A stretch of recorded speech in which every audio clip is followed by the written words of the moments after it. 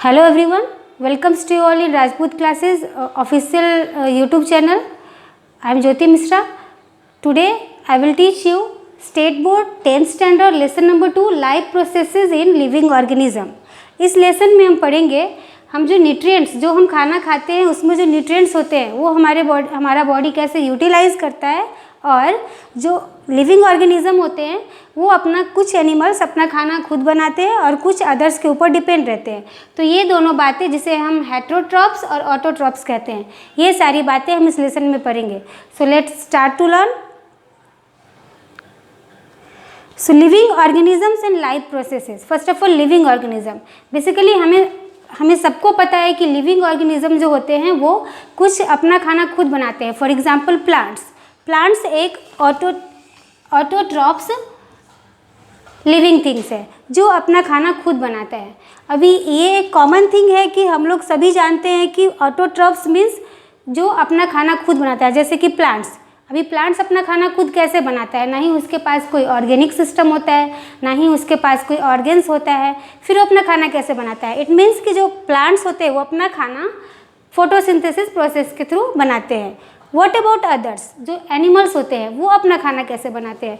वो तो photosynthesis process का यूज़ नहीं कर सकते हैं, इसके लिए उनके पास क्या होते हैं, ये सारी बातें हम इस टॉपिक में पढ़ेंगे।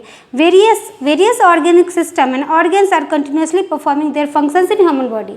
ह्यूमन बॉडी में ऑर्गेन्स होते हैं, बहुत सारे ऑर्गेन्स, जैसे कि हैंड, टीथ, लेग्स, फीट्स, बहुत सारे ऐसे ऑर्गेन्स होते हैं जो हमें हमारा हेल्प करता है हमारे वर्क को कंप्लीट करने में। वो सारे ऑर्गेन्स इंडिविजुअली अकेले कुछ नहीं कर सकता है, तो वो उसका परफॉर्मेंस कैसा होता है, एक ग्रुप में होता है।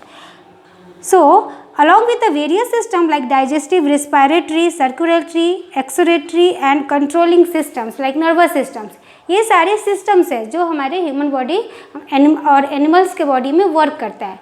अब ये सिस्टम कैसे बनता है, इसमें कौन कौन से ऑर्गन्स वर्क करते हैं, पार्टिकुलरली एक एक करके डिवाइड रहता है। कुछ group of organs digestive system के लिए डिवाइड किया हुआ रहता है, कुछ groups of organs circulatory system के लिए डिवाइड किया रहता है। तो ये जो सारे ऑर्गन्स होते हैं ये गेट टुगेदर होकर के हमारे बॉडी के ऑर्गेनिक सिस्टम को वर्कआउट करवाता है। And internal organs are performing their functions independently. So internal organs, कुछ हमारे बॉडी के ऑर्गन्स जो होते हैं एक्सटर्नली हम देख सकते हैं, जैसे कि हमारे hand, legs, face, nose, eyes, ears, ये सारे हमारे एक्सटर्नल ऑर्गन्स हैं। लेकिन कुछ ऐसे ऑर्गन्स होते हैं हमारे बॉडी में जो इंटरनल होते हैं, जैसे कि किडनी, लीवर, हार्ट, ये सारे हमारे बॉडी के इंटरनल ऑर्गन्स हैं। अभी एक्सटर्नल ऑर्गन जो हम काम करते हैं, जैसे कि सपोज हमें कोई चीज़ उठाना है तो हमारे हैंड का यूज़ कर रहे हैं। यहाँ पर हम देख रहे हैं कि हमारा हैंड किसी चीज़ को पिकअप कर रहा, लेकिन अदर साइड जब हमारा लीवर वर्क करता है देन वी कांट सी, हम नहीं देख सकते उसे, तो वो कैसे वर्क करता है, ये सारी बातें हम इस टॉपिक में पढ़ेंगे। This overall system is in action in more और less some way and same way in all the organism. ये जो ऑर्गेनिक सिस्टम है ये बेसिकली सारे एनिमल्स में होता है। Even we are also a animal, हम भी एक एनिमल है जिसे मैमल बोलते हैं। हम ह्यूमन बीइंग भी एक एनिमल है जो कि मैमल कैटेगरी में आता है। तो हमारे बॉडी में ये सारे जो ऑर्गन्स है ये हमारे बॉडी में प्रेजेंट रहता है, और ये सारे जो ऑर्गन्स है गेट टुगेदर होकर के ग्रुप बनाता है, और उस ग्रुप बन करके एक ऑर्गेनिक सिस्टम डेवलप करता है, और वो सिस्टम जो है हमारी बॉडी के वर्क को सर्कुलेट और रेगुलेट करता है। Those are in need of continuous source of energy for this purpose. Now, अभी हम ये सीख लिए कि ऑटोट्रॉप्स मीन्स प्लांट्स अपना खाना खुद बनाता है फोटोसिंथेसिस के थ्रू, जिसके लिए उसे डिफरेंट चीज़ें यूज़ के लिए लगती है, जैसे कि वाटर, जैसे कि कार्बन डाइऑक्साइड, जैसे कि sunlight, chlorophyll and etcetera. But heterotrophs जो कि एनिमल्स है, जैसा कि मैंने आपको बताया कि ऑटोट्रॉप्स मीन्स जो अपना खाना खुद बनाता है, लाइक प्लांट। यहाँ मैंने हेटेरोट्रॉप्स के बारे में बताया कि हेटेरोट्रॉप्स जो एनिमल्स होते हैं वो किसी और के ऊपर डिपेंड रहते हैं अपना खाना खाने के लिए। अभी यहाँ पर वो अपना खाना खुद बना रहे हैं, जिसमें उस खाने से न्यूट्रिएंट्स को यूटिलाइज करने के लिए जो ऑर्गेनिक सिस्टम हमारा हेल्प करता है, जैसे कि मैंने अभी आपको बताया कि डाइजेस्टिव सिस्टम, वो खाना खाने से न्यूट्रिएंट्स को यूटिलाइज करने में हमारी बॉडी को हेल्प करता है। अब ये जो हेटेरोट्रॉप्स है, यहाँ पर अपना खाना न्यूट्रिएंट्स जो है वो अपने फूड से ऑब्जॉर्ब करने के लिए उसे कुछ एनर्जी चाहिए। अब वो एनर्जी कैसे आता है? जब हेटेरोट्रॉप्स अपना खाना डेवलप करने के बाद, खाने के बाद, उस खाने में से जब न्यूट्रिएंट्स ऑब्जॉर्ब करता है तब उसे एनर्जी मिलती है, और ये एनर्जी हमारे वर्क को करने में हमारा हेल्प करता है। Those are in need of continuous source of energy for this purpose.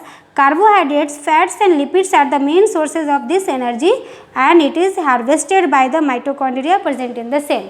अभी यहाँ पर हमने खाना भी बना लिया, हमने खाने से न्यूट्रिएंट्स भी ऑब्जॉर्ब कर लिया, ये न्यूट्रिएंट्स हमें एनर्जी भी दे दिया। बेसिकली हम घर में ऐसा देखते हैं कि हमारी जो मम्मा है खाना जो बनाती है, तो नाइट में खाना बनाने के बाद 1 या 2 ब्रेड्स या चपातीज या वेजिटेबल्स बच जाता है, हम क्या करते हैं, उस खाने को रीस्टोर कर देते हैं रेफ्रिजरेटर में, ताकि वापस हम उसको खा सकें। और रीस्टोर करने के बाद जो खाना रहता है प्रिजर्व रहता है, फ्रेश रहता है, जिसे हम नेक्स्ट टाइम खा करके एनर्जी में कन्वर्ट कर सकते हैं। बट कुछ एनिमल्स जो होते हैं वो अपना खाना प्रिजर्व नहीं कर सकते हैं, तो जो वो खाना खाते हैं वो सारा एनर्जी वन टाइम में यूज़ नहीं होता है, उसे प्रिजर्व करना पड़ता है, उसे कहीं तो भी स्टोर करके रखना पड़ता है।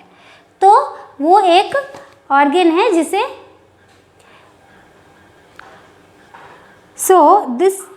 those are in need of continuous source of energy for this purpose. Way in all the organism are same. Listen everyone, सभी लिविंग ऑर्गेनिज्म के बॉडी में जो ऑर्गेनिक सिस्टम होता है, चाहे वो डाइजेस्टिव हो, चाहे वो सर्कुलेटरी हो, चाहे वो रेस्पिरेटरी हो, सारे ऑर्गेनिक सिस्टम जो होते हैं सारे लिविंग थिंग में होता है, सारे एनिमल्स में होते हैं, और बेसिकली प्रोसेस सेम होता है। डाइजेस्ट करने का फूड, उससे एनर्जी यूटिलाइज करने का और उसे स्टोर करने का, ये सारे प्रोसेस सेम होता है, क्योंकि ऑर्गेन सभी के लिए पार्टिकुलरली होता है। कोई ऑर्गेन लिविंग थिंग जो होते हैं यूनिसेलुलर होता है, जिसमें एक सिंगल सेल होता है, वो उसी सिंगल सेल से सारे ऑर्गेनिक सिस्टम, सारे ऑर्गन्स का वर्क करता है। लेकिन अदर साइड कुछ होते हैं मल्टी सेलुलर, जिसके बॉडी में बहुत सारे सेल्स होते हैं, मतलब वो एक सिंगल सेल से नहीं बना होता है। For example animals.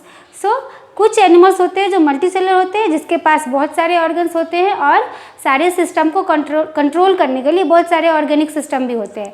But unicellular में सिंगल सेल होता है और वो अपना खाना वो अपना ऑर्गेनिक सिस्टम उसी एक सिंगल सेल से कंटिन्यू करता है। बट बेसिकली ये प्रोसेस सभी में होता है, सभी लिविंग थिंग में होता है, चाहे वो डाइजेस्टिव हो, चाहे वो रेस्पिरेटरी या circulatory. Mitochondria present in the each cell which store the energy. Mitochondria cell में होता है जो हम एनर्जी यूटिलाइज करते हैं फूड से। जैसा कि मैंने अभी आप लोगों को बताया कि न्यूट्रिएंट्स हम फूड से लेते हैं और फूड से हम न्यूट्रिएंट्स लेते हैं, और वो न्यूट्रिएंट्स यूटिलाइज होकर के हमें एनर्जी देता है, और वो एनर्जी एक ही टाइम में, एक ही वर्क में हम यूज़ नहीं करते हैं। जैसे कि हम मॉर्निंग में ब्रेकफास्ट करते हैं, वो ब्रेकफास्ट करने के बाद हम टिल 1 o'clock तक लंच करते हैं। इस ड्यूरेशन में हम कोई एक ही काम नहीं करते हैं, बहुत सारे काम करते हैं, like sitting, study, running, walking, laughing, talking, whatever. तो जो सारे वर्क जो हम करते हैं, उस एक ही वर्क में उतना सारा एनर्जी तो नहीं लग जाता है, तो वो एनर्जी हमें थोड़ा थोड़ा सारे जो वर्क्स है उसको करने में थोड़ा थोड़ा यूटिलाइज होता है, यूज़ होता है। उसके बाद जो time table, according to the time table हम 1 o'clock आफ्टरनून में लंच लेते हैं। अब यहाँ पे क्या हो गया कि हम 1 o'clock में लंच लिए और रेस्ट कर लिए। अब जो हमने लंच लिए, जो फूड लिए, जो एनर्जी यूटिलाइज किए, वो एनर्जी हमें कहीं तो भी स्टोर करके रखना है अदर वर्क्स के लिए, क्योंकि ऑल द टाइम हम फूड नहीं खा रहे हैं, हमारी कुछ टाइम टेबल है बैलेंस डाइट का, उस टाइम टेबल से हम फूड ले रहे हैं और वहाँ पर वही हमें एनर्जी यूटिलाइज करने को दे रहा है। तो उस टाइम पे हमें क्या करना है, लंच के बाद जो हम रेस्ट करते हैं प्रॉपर डाइट के थ्रू, वो एनर्जी स्टोर होकर के माइटोकॉन्ड्रिया में हम रखते हैं। माइटोकॉन्ड्रिया ये काम करता है प्रोफेशनली। माइटोकॉन्ड्रिया का फंक्शन यही होता है कि वो हमारे एनर्जी को स्टोर करके बाद में यूज़ करने के लिए हेल्प करता है। तो यहाँ पर माइटोकॉन्ड्रिया क्या करेगा, जो हम लंच के बाद जो एनर्जी यूटिलाइज किए, माइटोकॉन्ड्रिया उस एनर्जी को स्टोर करके अपने पास रखेगा, और जब भी हमें उसका यूज़ करने की ज़रूरत पड़ेगी, वो माइटोकॉन्ड्रिया हमें थोड़ा थोड़ा हमें वो एनर्जी देता है। तो माइटोकॉन्ड्रिया सेल में होता है बेसिकली, और से माइटोकॉन्ड्रिया वो उस एनर्जी को स्टोर करके अपने पास रखता है ताकि हमें कभी ज़रूरत पड़े या हमारे वर्क के लिए जब एनर्जी की ज़रूरत पड़े तो माइटोकॉन्ड्रिया हमें एनर्जी देता है। It is not like that only food stuff is sufficient for energy production but oxygen is also necessary. ना क्वेश्चन इज हियर दैट कि हमने खाना खा लिए, न्यूट्रिएंट्स ले लिए, एनर्जी मिल गई, वर्क कंप्लीट हो गया, अभी और भी कुछ ऐसी इंपॉर्टेंट चीज़ें हैं जो हमारी लाइफ को चलाने के लिए बहुत ही इम्पॉर्टेंट है, सब जैसे कि oxygen. Without oxygen we also can't live. Oxygen के बिना भी हम नहीं जी सकते हैं, हमें ब्रीथ के लिए ऑक्सीजन चाहिए। अब आप बोलेंगे कि ऑक्सीजन ही क्यों, कार्बन डाइऑक्साइड भी तो हमारे मिक्स्ड एयर में रहता है, वाई ऑक्सीजन ओनली। तो carbon dioxide basically it is not useful for us. ये हमारे बॉडी में जा करके हमारे बॉडी में पॉइजनस ऐसे स्टफ्स बनाता है जिसकी वजह से हमारे बॉडी के सारे फंक्शन स्टॉप हो जाती है, इवन रेस्पिरेटरी ऑल्सो, और जिसकी वजह से हमारे बॉडी का ऑर्गेनिक सिस्टम रुक जाता है और हम डेड हो जाते हैं। यहाँ पर हमें ऑक्सीजन इसलिए चाहिए क्योंकि ये ऑक्सीजन हमारे बॉडी को, ब्लड को प्यूरिफाई करता है, और ये ब्लड जो है हमारी बॉडी के ऑर्गेनिक सिस्टम को वर्कआउट करवाता है। तो यहाँ पर ऑक्सीजन भी हमारे लिए बहुत ही इंपॉर्टेंट है। और ऑक्सीजन हम कहाँ से लेते हैं? इन्वायरमेंट में जो एयर्स है, जो मिक्स्ड एयर्स है, उससे हम उस इन्वायरमेंट से हम ऑक्सीजन लेते हैं, और वो ऑक्सीजन हमें हमारे बॉडी में चाहे वो एनर्जी कन्वर्ट करने में हो फूड से, या फिर ब्लड को सर्कुलेट करने में हो, या फिर ब्लड प्यूरिफाई करने में हो, ये सभी चीज़ों में हेल्प करता है। ओके,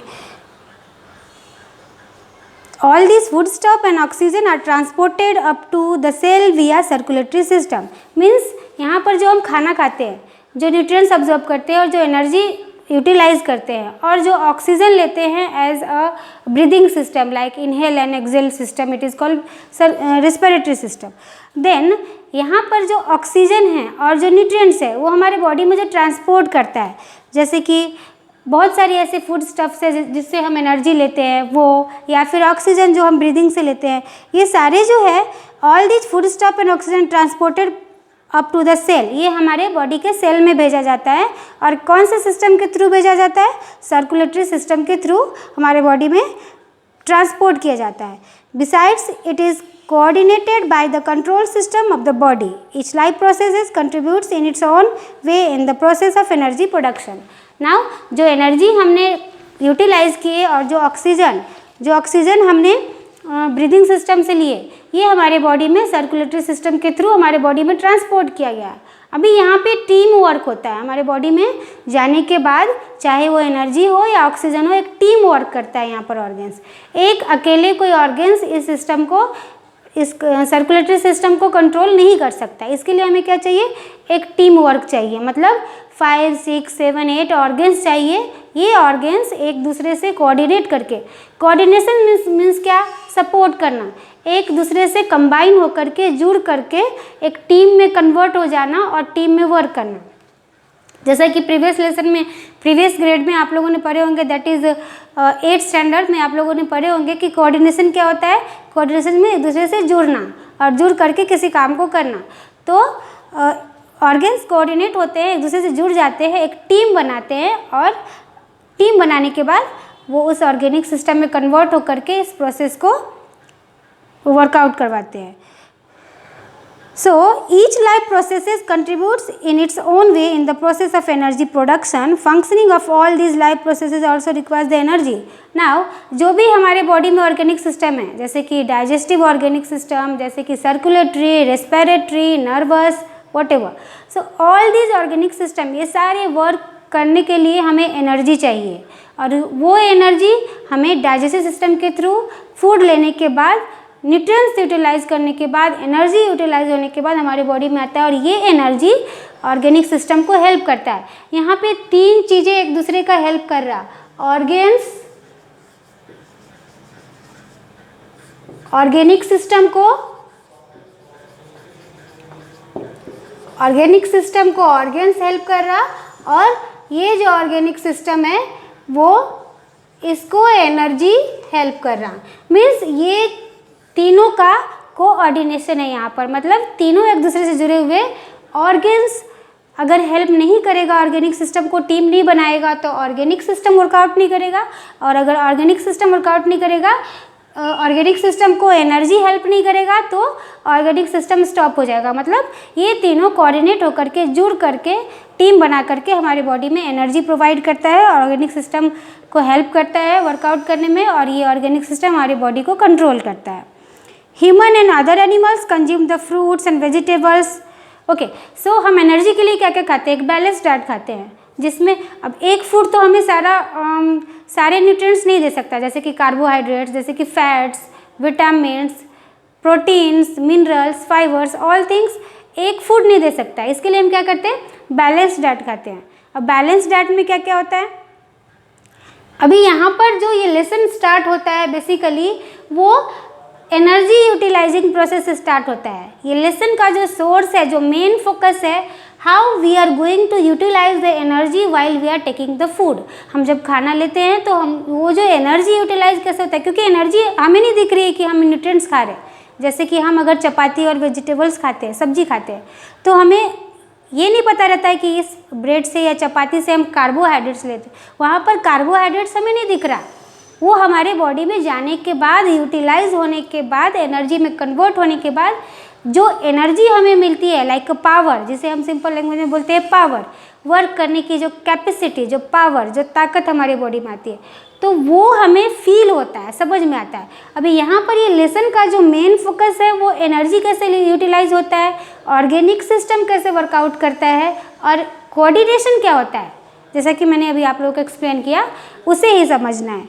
तो humans and other animals consume the fruits and vegetables. अब बहुत सारे जो न्यूट्रिएंट्स है, कार्बोहाइड्रेट्स के लिए अलग फूड है, प्रोटीन्स के लिए अलग है, फैट्स के लिए अलग फूड है। तो हम एक बार चपाती खा लेंगे, फिर आधे घंटे के बाद वेजिटेबल्स खाएंगे, फिर आधे घंटे के बाद राइस खाएंगे, ऐसा तो नहीं कर सकते, क्योंकि हमें वो खाना टेस्टी भी तो लगना चाहिए, जब भी हम वो एक ही साथ सारे न्यूट्रिएंट्स को खा सकते हैं।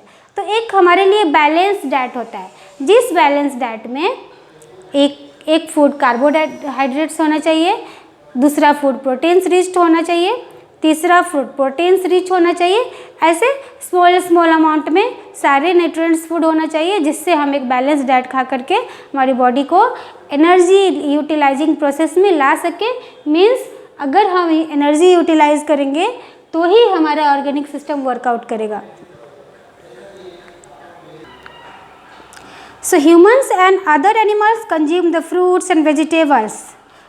अभी humans and other animals वो अपना खाना, अपना एनर्जी, अपना न्यूट्रिएंट्स कैसे यूटिलाइज और कैसे फूड को एनर्जी में कन्वर्ट करते हैं, क्या क्या खाते हैं?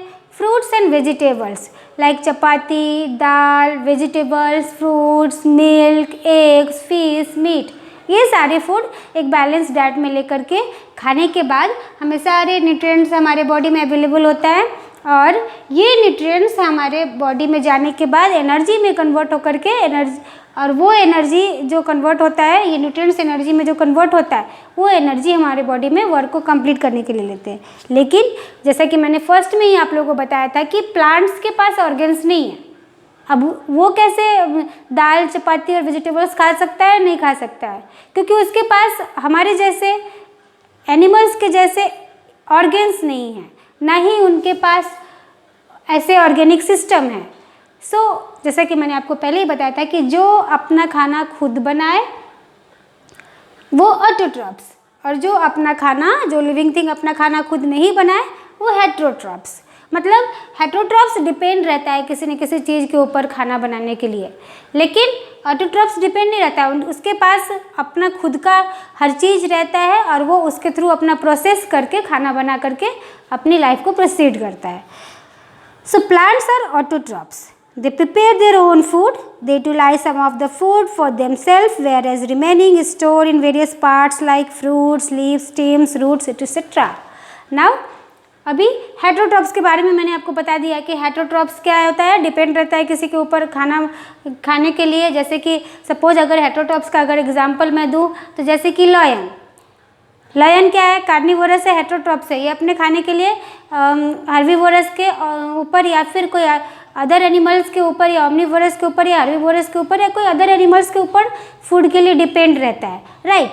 लेकिन ऑटोट्रॉप्स जो होता है वो अपना खाना खुद बनाता है, खुद यूटिलाइज करता है अपनी बॉडी में एनर्जी, और बचा हुआ खाना जैसे कि प्लांट्स जो है ऑटोट्रॉप्स है और प्लांट्स अपना खाना फोटोसिंथेसिस के थ्रू खुद बनाता है और जितना खाना, जितना एनर्जी उसे यूज़ के लिए चाहिए वो यूज़ करता है और बचा हुआ जो एनर्जी है उसे, जैसे कि मैंने आप लोगों को अभी बताया कि हेटरोट्रॉप्स जो होता है वो उसका एनर्जी स्टोरर क्या है, माइटोकॉन्ड्रिया है। माइटोकॉन्ड्रिया में एनर्जी स्टोर होता है और जब हमें यूज़ करना रहता है तो वो माइटोकॉन्ड्रिया हमें प्रोवाइड करता है एनर्जी स्टोरर। और ये कहाँ पे पाया जाता है, ह्यूमन बॉडी में और एनिमल में। ये कहाँ पे पाया जाता है, लिविंग ऑर्गेनिज्म में और एनिमल्स में। ये पाया जाता है सेल में, माइटोकॉन्ड्रिया पाया जाता है सेल में। तो प्लांट्स का एनर्जी स्टोरर थिंग क्या है, प्लांट्स का energy storer thing roots, fruits, stem, leaves, ये सारे जो पार्ट्स है प्लांट्स के, ये सारे पार्ट्स में ही वो अपना बचा हुआ एनर्जी स्टोर करके रखता है और जब भी उसको ये एनर्जी की ज़रूरत पड़ती है वो इस एनर्जी का यूज़ करता है। जो एनिमल्स होते हैं वो अपना खाना किसी अदर्स के ऊपर डिपेंड होते हैं, वो हेटरोट्रॉप्स होते हैं और वो अपना जो फूड है वो किसी अदर के ऊपर डिपेंड होकर के उस फूड को फूड लेते हैं और उससे न्यूट्रिएंट्स लेकर के एनर्जी में यूटिलाइज करते हैं। बट प्लांट्स जो होता है वो अपना खाना खुद बनाता है और उसके पास वो किसी और के ऊपर डिपेंड नहीं रहता है। वो फोटोसिंथेसिस प्रोसेस के थ्रू प्लांट्स अपना खाना खुद बनाता है, इसीलिए प्लांट्स जो है वो ऑटोट्रॉप्स है। और इसके लिए प्लांट्स को फोटोसिंथेसिस प्रोसेस करने के लिए कुछ ऐसी चीज़ों की ज़रूरत पड़ती है जैसे कि carbon dioxide, water, sunlight, chlorophyll, ये सारी चीज़ों की ज़रूरत पड़ती है ऑटोट्रॉप्स को, मीन्स प्लांट्स को, और इसके बिना फोटोसिंथेसिस प्रोसेस नहीं हो सकती है। अब जैसा कि मैंने आपको पहले बताया कि एनिमल्स में जो माइटोकॉन्ड्रिया जो होता है वो सेल में होता है, हमारे बॉडी में सेल में माइटोकॉन्ड्रिया होता है हमारी बॉडी में, और जो माइटोकॉन्ड्रिया वो एनर्जी स्टोर करने का काम करता है। लेकिन सेम जैसा कि मैंने आपको बताया कि सारे लिविंग थिंग्स में जो ऑर्गेनिक सिस्टम का जो प्रोसेस होता है वो बेसिकली सेम ही होता है। तो यहाँ पे प्लांट्स भी अपना जो फूड जो है बचा हुआ, सपोज एनर्जी ही समझ लीजिए, तो एनर्जी जो बचा हुआ है वो एनर्जी कहाँ पे स्टोर करेगा, उसके पास तो माइटोकॉन्ड्रिया नहीं है, तो वो अपना एनर्जी कैसे स्टोर करेगा और कहाँ पे स्टोर करेगा। तो वो अपना एनर्जी प्लांट्स अपने बॉडी के पूरे पार्ट्स में स्टोर करके रखता है। अब वो पार्ट्स रूट्स भी हो सकता है, रूट्स में भी स्टोर करता है, लीफ में स्टोर करता है, फ्लावर में, फ्रूट में, स्टीम में, पूरे पार्ट्स ऑफ बॉडी में प्लांट्स अपना खाना स्टोर करके रखता है और जब भी उसे उस एनर्जी की ज़रूरत पड़ती है वो उस एनर्जी का यूज़ अपने पार्ट्स ऑफ बॉडी से कर लेता है। We consume all these various plant materials and obtain different nutrients like carbohydrates, fats, proteins, vitamins, minerals, etc. अभी यहाँ पे मैंने आप लोगों को क्या बताया कि जो प्लांट्स होता है वो अपना जो फूड है बचा हुआ, जो खाने के बाद जो फूड बच जाता है, जो वो एनर्जी ही हुआ, वो एनर्जी जो बच जाता है, जो फूड जो बच जाता है वो स्टार्च के रूप में कन्वर्ट करके और अपने पूरे प्लांट्स अपने बॉडी में स्टोर करके रख देता है। अब बेसिकली हमें पता है कि जो प्लांट्स है वो अपना मेन सोर्स ऑफ फूड है। ग्रेन्स हमें कहाँ से मिलता है, प्लांट से मिलता है। फ्रूट्स कहाँ से मिलता है, प्लांट से मिलता है। वेजिटेबल कहाँ से मिलता है, प्लांट से मिलता है। हमें ऑक्सीजन कौन देता है, प्लांट्स देता है, क्योंकि प्लांट्स जब फोटोसिंथेसिस प्रोसेस करता है तो वो कार्बन डाइऑक्साइड जो हम ब्रीदिंग सिस्टम से रेस्पायर करके जो हम एक्सेल करते हैं वो कार्बन डाइऑक्साइड प्लांट्स को चाहिए, किसके लिए, फोटोसिंथेसिस प्रोसेस के लिए। और वो जो ऑक्सीजन रिलीज़ करता है, जो न्यू प्रोडक्ट रिलीज़ करता है ऑक्सीजन, वो हमें चाहिए ब्रीदिंग के लिए। ओके, तो वो ऑक्सीजन भी हमें प्लांट्स दिया। तो यहाँ पर प्लांट्स जो है हमारा main source of food and main source of energy, ये हो गया। तो जैसा कि मैंने अभी आप लोगों को बताया कि जो प्लांट्स है वो अपना बचा हुआ खाना स्टार्च के रूप में कन्वर्ट करके और अपने बॉडी के पूरे पार्ट्स में स्टोर करके रख देते हैं। और जब हम इसके फ्रूट्स को खाते हैं, जब हम इसके लीफ को खाते हैं, जब हम इसके कुछ फ्रूट्स, कुछ वेजिटेबल्स हम रूट्स पार्ट ऑफ प्लांट्स खाते हैं, जैसे कि कैरोट रेडिश। कुछ हम लीफ खाते हैं जैसे कि स्पिनच, मेथी, तो ये सब जो है लीफ हो गया।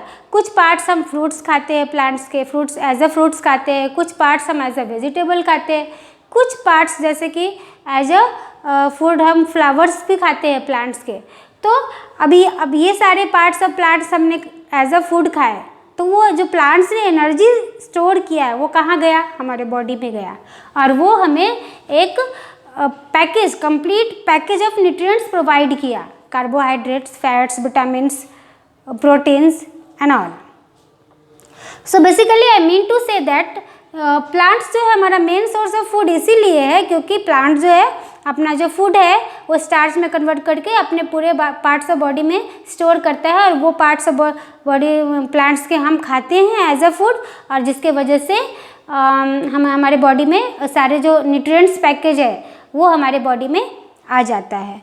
We get 4 kilo calorie energy per gram of carbohydrates. Now a very important and highlighted sentence is here. आप लोगों को हाईलाइट करना है इस सेंटेंस को कि जो कार्बोहाइड्रेट्स है, अभी हमने आप लोगों को बहुत सारे नेम्स बताए जैसे कि carbohydrates, fats, vitamins, proteins, minerals, fibres, all things are what? Nutrients. Okay, तो इन सब में से कौन सा ऐसा न्यूट्रिएंट्स है जो हमें, जो मेन है, जो हमें, जिसके बिना अगर वो सारे न्यूट्रिएंट्स रहे और जो एक ना रहे तो हमारी एनर्जी कम हो जाएगी। तो इन सब न्यूट्रिएंट्स में से कार्बोहाइड्रेट्स एक ऐसा न्यूट्रिएंट्स है जो हमें 4 किलो कैलोरी, मतलब हमारे बॉडी को जितना कैलोरी एनर्जी चाहिए उसमें से ज़्यादा पार्ट कार्बोहाइड्रेट्स देता है। तो carbohydrates is the main source of nutrients in our food. Carbohydrates जो होता है वो 4 किलो कैलोरी एनर्जी पर ग्राम देता है, मतलब एक ग्राम कार्बोहाइड्रेट्स हमें 4 किलो कैलोरी एनर्जी देता है। So let us study the way which this energy is obtain. अभी मैंने आप लोगों को क्या बताया कि हमने खाना खाया, उससे न्यूट्रिएंट्स मिला और उस न्यूट्रिएंट से हमें एनर्जी मिला, लेकिन ये एनर्जी मिला कैसे, उसके पीछे क्या प्रोसेस है, वो एनर्जी में कन्वर्ट कैसे हुआ, हमने क्या किया, ये हमें दिखाई नहीं देता है। इस लेसन को life processes in organs in living organism में मैंने आप लोगों को स्टार्टिंग में ही बताया था कि हमारी बॉडी के कुछ एक्सटर्नल ऑर्गेन्स होते हैं और कुछ इंटरनल होते हैं। इंटरनल का मैंने जैसे एग्जांपल दिया, लीवर, किडनी, हार्ट, सो ये सब इंटरनल है। तो ये हमारा जो ऑर्गेन्स है जो ग्रुप में होकर के ऑर्गेनिक सिस्टम बनाता है, और सपोज हमने खाना खाया, उसे एनर्जी में कन्वर्ट करने के लिए कुछ तो भी स्टेप और प्रोसेस गया होगा इंटरनल ऑर्गेन्स के थ्रू, तो ऑर्गेनिक सिस्टम के थ्रू, तो वो क्या है और कैसे यूटिलाइज हुआ एनर्जी में, ये सब हम पढ़ेंगे। ओके, सो डियर स्टूडेंट्स, ये लेसन में अभी तक हमने क्या क्या पढ़े, हमने पढ़े कि लाइफ प्रोसेस क्या होता है, जो लिविंग थिंग में इंटरनली जो प्रोसेसेस होते हैं वो सारे लाइफ प्रोसेस कहलाते हैं, like organic system, organs. Okay, next हमने क्या पढ़े कि ऑर्गेन्स एक टीम बना करके, एक गेट टुगेदर होकर के ऑर्गेन्स ऑर्गेनिक सिस्टम बनाता है, और वो ऑर्गेनिक सिस्टम को वर्कआउट करने में एनर्जी हेल्प करता है। सेकेंड थिंग हमने क्या पढ़े कि जो हम फूड खाते हैं उसमें जो न्यूट्रिएंट्स होता है वो न्यूट्रिएंट्स एनर्जी में यूटिलाइज होता है, वो फूड एनर्जी में यूटिलाइज होता है और वो एनर्जी हमें वर्क करने में हेल्प करता है। थर्ड थिंग हमने क्या पढ़े, ऑटोट्रॉप्स क्या होता है, ऑटोट्रॉप्स और हेटेरोट्रॉप्स क्या होता है, ये हमने पढ़े। अभी नेक्स्ट वीडियो लेसन में हम लोग लर्न करेंगे, हम लोग स्टडी करेंगे about living organism and energy production. Next जो वीडियो लेसन मैं लूँगी उसमें आप लोगों को मैं बताऊँगी कि लिविंग ऑर्गेनिज्म अपना एनर्जी जो है अपने बॉडी में कैसे प्रोड्यूस करते हैं, कैसे बनाते हैं। So dear students, if you like this video, I hope that you understood this video lesson very well. मुझे ऐसा लगता है कि आई होप कि आप लोगों को ये वीडियो पसंद आया होगा, और जितने भी कंसेप्ट आज मैंने पढ़ाया आप लोगों को स्टडी कराया है, आई होप कि यू अंडरस्टूड वेरी वेल। और अगर आप लोगों को ये वीडियो पसंद आया या और आपको समझ में आया कंसेप्ट, तो आप सब्सक्राइब कीजिए चैनल को, लाइक कीजिए, सब्सक्राइब कीजिए और शेयर कीजिए। Thank you.